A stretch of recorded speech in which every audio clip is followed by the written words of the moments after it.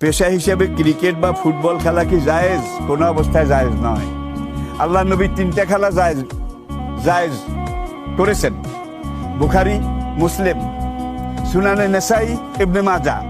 শুধু আবু দাউদের মধ্যে আমি হাদিসটা পাইনি। সিয়াসিত্তার এই 5টা কিতাবে আল্লাহ নবী খেলাধুলা যেই জায়েজ করেছেন সেটা হলো প্রথমত তীরন্দাজি, তীর মারা। 2 নম্বর ঘোড় সওয়ারি, কারণ তখন যুদ্ধ করা হতো তীর দিয়ে, আর তখন যুদ্ধের ময়দানে যাওয়া হতো, মোকাবিলা করা হতো ঘোড়ায় চড়ে।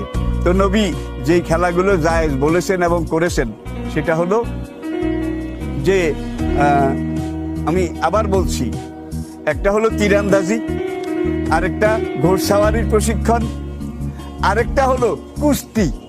বদরের যুদ্ধে 2 তরুণ, বয়স 12 বছর পার হয়নি, তারা এসে এখন সেনাবাহিনীতে রিক্রুট হওয়ার জন্যে লাইনে দাঁড়িয়েছেন। আল্লাহ নবী বাসুনির মধ্যে একজনের নাম মাজ, আরেকজনের নাম মুআব্বাজ, আপনারা জানেন। তারপরে আমি একটু রিপিট করে দিলাম। এখন নবী 2 জনের একজনকে গ্রহণ করেছেন, আরেকজন একটু ছোট, তাকে বাদ দিয়েছেন। এখন ছোটজন বলে, ইয়া রাসূলুল্লাহ, আমাকে বাদ দিলেন আর ওকে নিলেন? কয়, সে তোমার চেয়ে একটু লম্বা। এখন ছোট এই লোকটা, বাচ্চাটা বলে, ইয়া রাসূলুল্লাহ, সে কুস্তি লাগলে তো আমার সাথে পারে না। কয়, আচ্ছা তোমরা কুস্তি লাগো। সেখানেই এই 2 ভাই যখন কুস্তি লেগেছে, তখন ছোটজন বড়জনকে কুপকাত করে ফেলেছে। রাসূল হেসে বললেন, হ্যাঁ, ইউ আর ফিটেড। হ্যাঁ, তুমি যখন কুস্তিতে ওকে হারিয়ে দিয়েছ, তোমাকেও ফিট ধরা যায়। সুতরাং এই ধরনের কুস্তি, এটাও রাসূল জায়েজ বলেছেন। আবার কোনো রাওয়ায়াতে এসেছে যে এমন কোনো সীমা লঙ্ঘন করা যাবে না খেলাধুলায়। ক্রিকেটে হাত ভাঙ্গার সম্ভাবনা আছে, পাও ভাঙ্গার সম্ভাবনা আছে, মাথা এবং নাক এটা ভাঙ্গার সম্ভাবনা আছে, ফুটবলেও আছে। এই ধরনের খেলা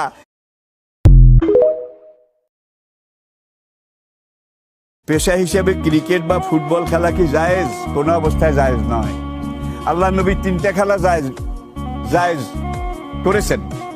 বুখারী, মুসলিম, সুনানে নেসাই, ইবনে মাজা। শুধু আবু দাউদের মধ্যে আমি হাদিসটা পাইনি।